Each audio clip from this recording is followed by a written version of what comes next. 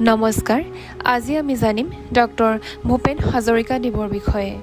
এজন মানুহ যাৰ কণ্ঠই ব্ৰহ্মপুত্ৰৰ দৰে গভীৰ আছিল এজন শিল্পী যাৰ গীত কেৱল অসমতেই নহয় সমগ্ৰ বিশ্বত অনুৰণিত হৈছিল কিন্তু আপুনি জানেনে মাত্ৰ 13 বছৰ বয়সতে তেওঁ প্ৰথমটি গীত ৰেকৰ্ড কৰিছিল আপুনি জানেনে যে তেওঁ আমেৰিকাৰ বিশ্ববিখ্যাত বিদ্যালয়ত পঢ়িবলৈ গৈছিল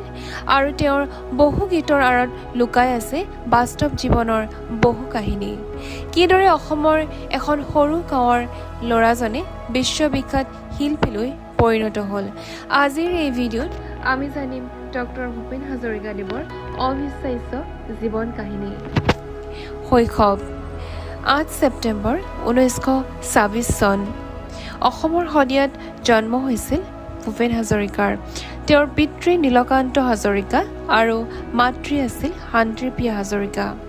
পৰিয়ালত সৰুৰে পৰাই সাংস্কৃতিক পৰিৱেশ লাভ কৰিছিল তেওঁ সৰুৰে পৰাই সংগীত আৰু সাহিত্যৰ প্ৰতি তেওঁৰ বিশেষ আগ্ৰহ জন্মিছিল সৰু ভূপেনে নিজে গীত লিখিবলৈ আৰম্ভ কৰিছিল সৰু কালতে মাত্ৰ 10 বছৰ বয়সতে তেওঁ প্ৰথমটি গীত গাইছিল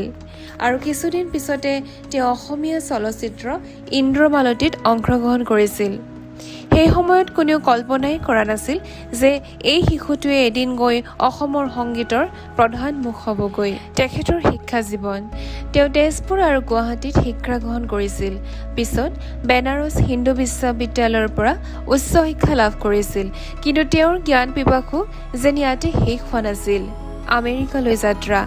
ভূপেন হাজৰিকাই আমেৰিকাৰ বিখ্যাত কলম্বিয়া ইউনিভাৰ্চিটিলৈ যায় আৰু তাত তেওঁ PhD ডিগ্ৰী লাভ কৰে সেই সময়ত এজন অসমীয়া যুৱকৰ বাবে ই আছিল এক অসাধাৰণ কৃতিত্ব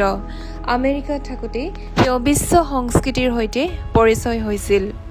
পল ৰবচনৰ প্ৰভাৱ আমেৰিকাত থাকোঁতে তেওঁ বিশ্ববিখ্যাত গায়ক পল ৰবচনৰ দ্বাৰা বাৰুকৈ প্ৰভাৱিত হৈছিল পিছত তেওঁৰ চিন্তা আৰু সংগীতত এই প্ৰভাৱ স্পষ্টকৈ দেখা গৈছিল মানৱতা সমতা আৰু সামাজিক ন্যায় এই বিষয়বোৰ তেওঁ গীতৰ যেন মূল শক্তি হৈ পৰিছিল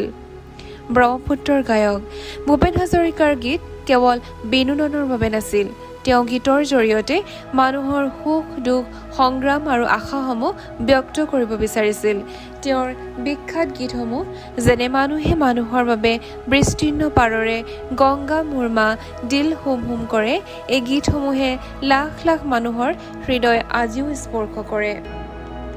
চলচ্চিত্ৰ জগতত অৱদান ভূপেন হাজৰিকা কেৱল এজন গায়কী নাছিল তেওঁ আছিল সংগীত পৰিচালক এজন কবি এজন গীতিকাৰ চলচ্চিত্ৰ নিৰ্মাতা আৰু এজন লেখক তেওঁ অসমীয়া চিনেমাক এক নতুন পৰিচয় দিব বিচাৰিছিল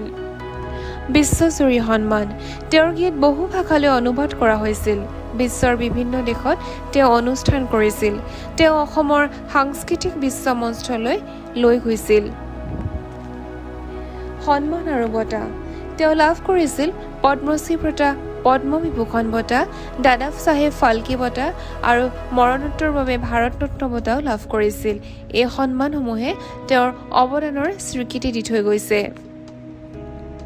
5 নৱেম্বৰ 2011 চন ভূপেন হাজৰিকাই শেষ নিশ্বাস ত্যাগ কৰিছিল সেই দিনটোতে কিন্তু তেওঁৰ কণ্ঠ কেতিয়াও নীৰৱ হোৱা নাই আজিও তেওঁৰ গীত কোটি কোটি মানুহৰ হৃদয়ত জীয়াই আছে